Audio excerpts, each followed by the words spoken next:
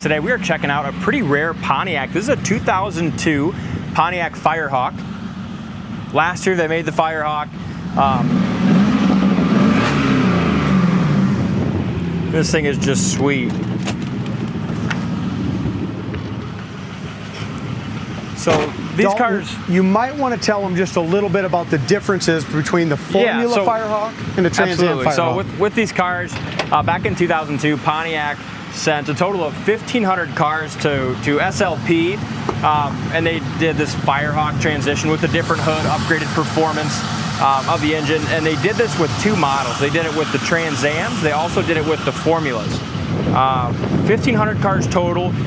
This one was done on the Formula platform, which only 167 Formula Firehawks were created, and this is one of them. So pretty rare car, and this is the last year of the Firehawk. So we had to do a lot of research. There wasn't a ton of research on the internet. It was kind of confusing about the Trans Am and the Formula Firebird Firehawks, wasn't it? Just a little bit. We had to do some digging into it a little bit. But the spoiler package in the on the Formula, it's got a lower spoiler, and also the ground effects are not there on a Formula. The Trans Am has a little lower ground effect, so kind of a really different looking car.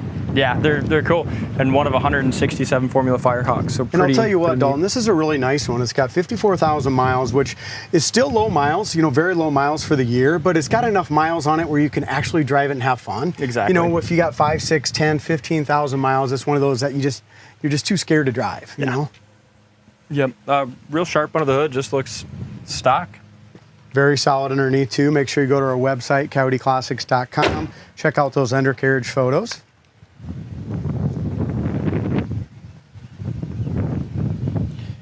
The original paint on it still looks great, but you're going to see some small little... Those hoods are cool. Oh, that's actually not even a chip. That's just a little buffing compound. Small chip here on the headlight doors. This car's got a lot of performance too with that LS in here. Yeah, it does. It's got the right gearing for it too, and that's what the SLP did. Is they had the correct gearing. They upgraded that.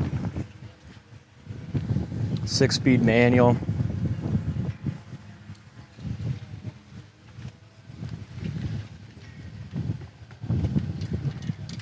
Small little scuff right there. And overall, real sharp paint. There's just some small little stuff from age, little scuff there, but. Look at the door jam. I don't know if you opened the door already, but look at that. How nice. Got all the correct. Here's your SLP sticker right here. Your information there. You can't beat it Auburn either on the black. That's pretty cool. Yep. Power windows, power locks. Like you said earlier, Interior 6-speed manual. Clean. That's the biggest thing on these cars is so many times the interior and the plastic's all just kind of worn out. The interior on this one's very, very nice. Seats are great. These little plastic pieces here in good shape. I've got a couple. Back seat's very nice. I've got a couple little spots to point out when you're ready with it. Headliner looks great. Dash looks good. Yeah. It's got one crack here in this plastic in the door panel right here. Right there. And it's got just a little wear. I'll show you guys here a little bit in the, when we get to the driver's side, just getting in and out. T-tops are in great shape. Now, if you know these cars, you're going to know this area here. This is like factory lead line. So over time, that paint, you can just see that little shrinkage or something on. Yep. And every Pontiac guy I've talked to said every one of these will do that. Yep. And this isn't bad. This ain't nothing compared to the last one we had. Still really good, but if you look super, super close, we just try to be picky here when we show you these. I love the ass end of it, the dual exhaust, the tail lights, the honeycomb tail lights are gorgeous on these. That's cool. And that's that lower spoiler. Like I said, Formula has a totally different spoiler than the Trans Am would. Yeah, really clean car. Looks like we got a little spot there. Just a little bit. A couple little. And then here on this side, Dalt, it's got those little tiny little bubble right here. Like 8 of them. It's funny they did that. I think it's like a plastic piece or something, plastic coated or something. Bad design by Pontiac on that is all. Yep. Door buzzer still works. Again, all of your stickers, your SLP stickers here. Door jam's awesome. Yeah, super nice. You got the same little spot that the passenger side did on this plastic piece here on the door panel. Yeah. Isn't that crazy? Yeah. Must this be a common flex plate or what?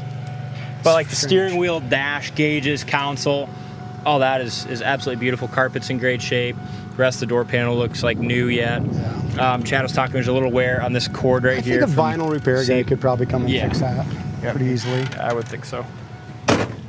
Front fender's great. I mean, there's not much for rock chips or anything on it. No, it's clean. Cool car, and they're fun to drive, you know. This is a classic that, you know, is still modern enough that's got air, low miles, you can just jump in and take it on a long road trip, enjoy it. You can get it serviced at your new car store. It's just kind of nice with these. It's a very nice car. We're starting to get into selling quite a few of these too, these newer model cars, a little bit on the side, just because, I mean, people my age and stuff like that, that's what we always wanted back when we graduated in 99, you know what I mean? 95. Yeah. And these are fun too, because like with these, they're still rare, they're still collectible. You know, very low production number of these Firehawks. So 55,263 miles, gas gauge works, oil pressure gauge, temp gauge, all that works. AC blows ice cold. Got that going. Somebody did put an aftermarket radio in it, and I think it might have some speakers in it. It does, yeah. It's got some upgraded sound system, which is kind of nice to have. Yeah. Anyway. Air blows cold.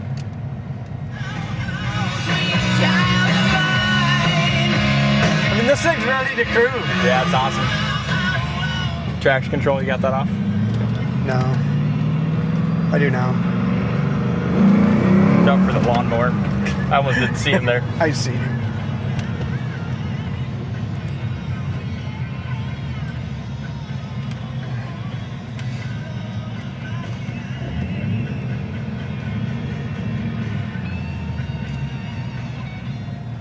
It's pretty epic this song was on. Yeah, that's awesome. Cool. Perfect song for the car.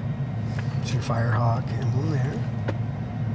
Like you said, it's so comfortable, just a nice car. We put it on Friday. There's tons of people already over the weekend are super stoked about it. So I'm sure we get this video up. There's hopefully. not been many of them, you know, sold over the last 5 years. There's like 11 sale records of these selling online. 11 is all that was showing in the last 5 years. Crazy.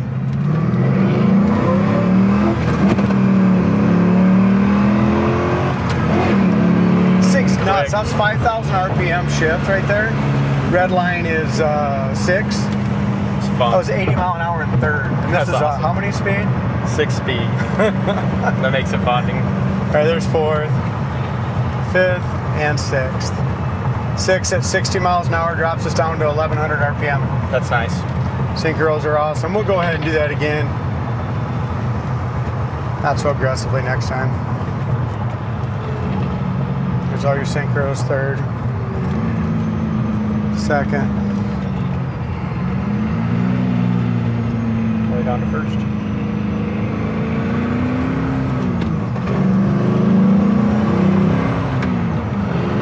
Fun. These are fun. High-speed braking.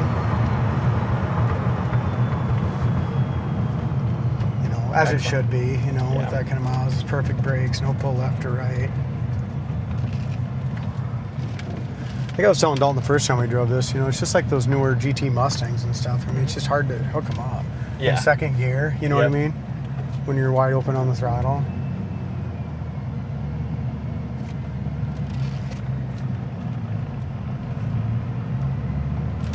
And all that power, all that fun is when the ice cold air is blowing right in the I know, face. makes it nice. That's what's awesome with these late model classics.